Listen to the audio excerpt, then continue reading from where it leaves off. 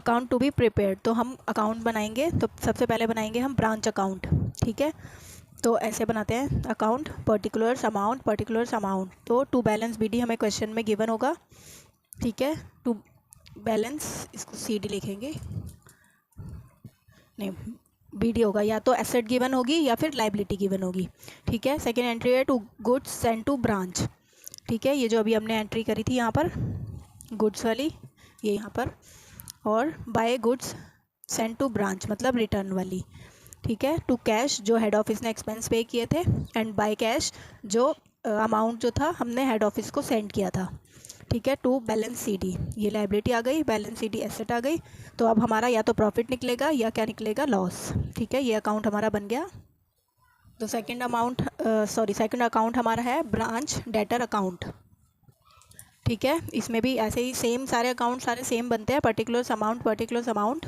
किसी किसी में होता है जिसमें डेट गिवन होती है, तो हमें डेट का भी एक कॉलम बनाना होता है, बाकी मोस्टली ऐसे ही बनते हैं। तो to balance BD by cash.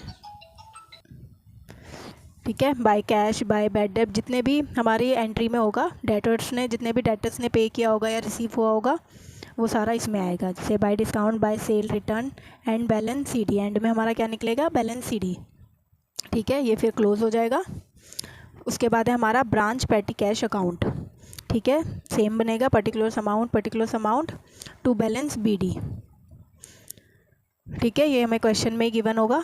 Bye पेटी एक्सपेंस टू कैश, जो हमें कैश रिसीव हुआ है, फिर हमारा क्या निकल जाएगा, balance CD।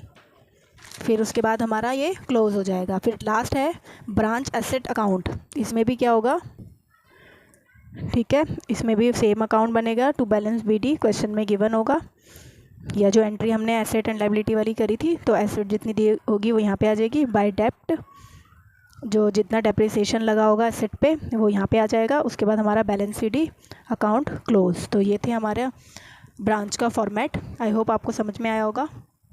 Thank you for watching.